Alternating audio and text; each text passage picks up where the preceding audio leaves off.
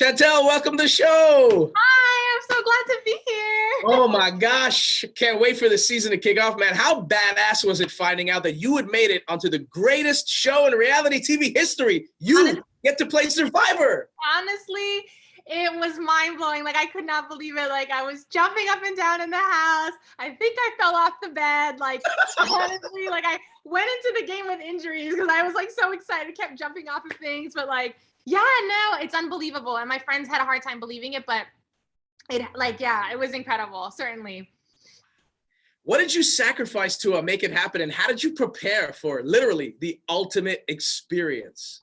What did I sacrifice? Honestly, I sacrificed a lot of early mornings because I got up and I ran every morning. I mean, I ran I'm pretty active usually, but like I stepped up my running game. I did a lot of sit-ups and push-ups. I didn't want to do anything too intense like CrossFit or something that would just throw my body for a loop. I wasn't sure how my body would react, but once I knew that I was going, I was like, oh yeah, you're going to amp up this running, you're going to do more than 5 to 6 miles every morning, And so like I was eating really healthy. I tried to put on a little bit more weight because I was like, I just don't know what's going to happen out there. And I want to have like a buffer of like, I just need more, I'm a little bony. So I'm like, let me put more on there. And so that's how I prepared. So if you're like me, you've watched every season since the beginning, every episode, but even if you haven't, give me your favorite season and player of all time. Okay, favorite season of all time, Millennials versus Gen X, just because I work with young adults and like I'm on the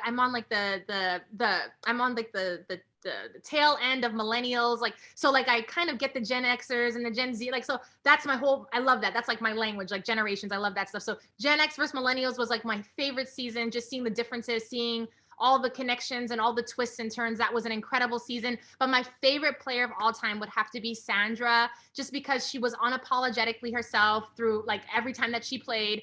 And she's just so real, and she's got New York swag, New York energy to her. I just resonate deeply with that. And like I think also she just was a mastermind at relationships and people. And so like I really wanted to like emulate my game after her going in. At least that's how I was thinking. And yeah, so she's my favorite player of all time. I also like Ethan. I also really like Kim. So yeah, Wendell's great, and so is so I mean, so many amazing people. Michelle is great. So many people out there that I love. But yeah. Let's say Sandra, you could have asked Sandra one question before heading out to play. What would you have loved to have asked her before you went out there? Oh my goodness. I don't know. There's so many questions, but I guess I would have wanted to ask Sandra, like, what's one thing you would have done differently? Because I feel like when I think about Sandra's game, like in a lot of ways, it was just flawless, like, I mean, she didn't have to do much but be herself. At least that's what we saw. And so I would ask her, like, if there's anything that you did differently, just like to encourage her chances of getting further in the game, like how, like the time that she didn't win, especially Winners at War, like what would she have done differently? I would have wanted to hear like the learning lessons from that moment. But I don't know that Sandra would have done anything differently because she was in like just a different space when she played Winners at War. It seemed like she was ready to retire from Survivor by that point. So I'm not sure what she would have done differently, but that would have been my question. Shantel from Survivor 41 is hanging out, and this season has been cut from 39 to 26 days for obvious reasons. Hashtag COVID. So what was it like hearing the news that it would be a decidedly shorter season? When I first heard the news that it would be a shorter season, I at first felt like, oh no, like, is my Survivor experience going to be like cut short and robbed because of COVID? But then I thought, you know what, like as someone who battles with chronic illness, I was like, this might work to my favor actually, to have a shorter time with more, who knows what it will look like. But like, I was just thinking this might actually work to my advantage. So 39 days could be a long time. I mean, I was willing to go into it and do it obviously, but 26 days was like, I could see the end of the tunnel a little bit more clearly. So while I felt like, oh, is it gonna rob? I was like, nah, I'm ready for this still. I know the production team, they're gonna kill it. And I know they're gonna just bring their best A game even in 26 days. So I got like, first I was sad and then I was kind of like amped about it. So that was like mixed reactions when I heard that, but yeah. Take a few minutes to describe the rush that you felt when you were prepared to, as you prepared to start the game. Like, I need to know what went through your mind and how you felt getting, okay, I'm gonna do this, Yeah, like I think the moment that it became clear to me, like, oh my goodness, this is actually happening.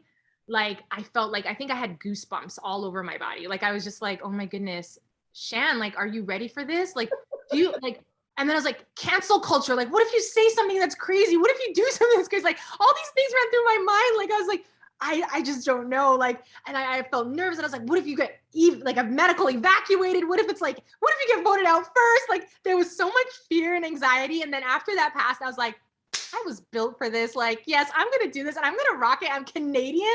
I'm going to kick butt out there. Like, they don't know what's coming, you know? So like that was my like reaction getting ready to go into the game. So pre-game, thoughts racing through your mind as we talked about. What iconic Survivor milestone, challenge, or twist were you really hoping to take part in during your time? And you can't say reach the merge or be a part of the tribe swap or find an idol. Like what was it iconically that you were like, oh man, come on, I have to? Iconically, I was hoping it's a simple one, but because I've grown up watching the show, but the one thing that I was hoping that the milestone that I would achieve was just winning an immunity and like having Jeff put that necklace around my neck. That was the one thing that I was going to the game saying, I wish this happens. Mm-hmm. Yeah, one thing.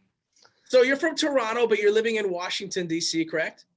Yes, I am hardcore Torontonian. I am from Toronto, Ontario, but born a Toronto general, but I am living in Washington, D.C. right now just to work. I'm just in the U.S. making money, but I'm Canadian, you know, at my core. So Well, I'm not sure about the rules in the U.S., but churches out here were shut down for a long time during the early months of the pandemic with no in-person services. So being a pastor yourself, how did you and your parishioners, deal with that? And for lack of a better phrase, keep the faith during all that?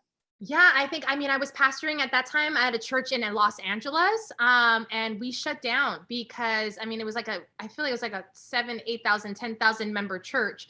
And we shut down because we just didn't want to put our members at risk. We weren't trying to do anything crazy. Again, we're multi-ethnic, racially diverse, intergenerational church. And we were very, very just paying attention to what was happening. And we were really concerned about our people and our staff and our team. And so we shut down, and I think that was hard, but our church did a really good job of transitioning to online ministry and to really working social media and utilizing everybody that was on our staff. And really, it was an interesting time because people started like kind of cross-pollinating, for lack of better words, in terms of their skill set. And so that was a learning curve, I think, for some of the older people who were like in leadership that are a little bit older, but it was really nice to see us all working together on that front. And I think it really taught church leadership that, the church is out there, the Christians are out there. People who are wanting answers are out there. They may not come to church and maybe people will stop coming to church physically, but the world is ready, and people want to hear good news. And that's what we're meant to teach. And so I think that was a challenge, but we worked around that. And so, we survived, for lack of better words, we survived it, so yeah. Final question. You've lived a storied life, and playing Survivor is obviously going to be another chapter you'll remember forever. So what do you hope that people remember about Shantel from Survivor 41? I hope that I represent women of color. I hope women of color see me and feel like, yeah, I should apply. Like, I rock my natural hair on the island and I made it. You know what I mean? And I know that's a big concern for Black women is like, can our hair make it out there without products, without, conditioner? And I'm like, you can do it, I played as a person who battles with chronic illness, being an MS warrior. And I want people with chronic illness to feel represented and to feel like, yeah, I can go out there, I can kick butt and I can pursue and chase my dreams. And this illness is not going to stop me. Like I have this doesn't have me, and it doesn't like just define or like decide my life for me. And so, I just hope that people are inspired by my journey, because what else was it for if not inspiration for people to live their best life and to, be happy and to feel fulfilled in some way. So like, I hope if anything, people can take a page out of my book and, and know up to honestly, to God be the glory for everything that I've gone through, and to be able to stand here to sit across from you and have this interview. But I just hope people are inspired enough to like, get off the couch and get out there and play, like do like, and Survivor is such like a reflection of life, I feel like in a lot of ways. And so like, go live your life, go chase your dreams. Like you're not too old, you're not too sick, you're not too young, like you can do it, so. Shantel, thank you so much. I cannot wait to watch you and the season and see what the heck goes down. So thank you for giving us some time today. Yes, of course. It was so great talking to you. Woo!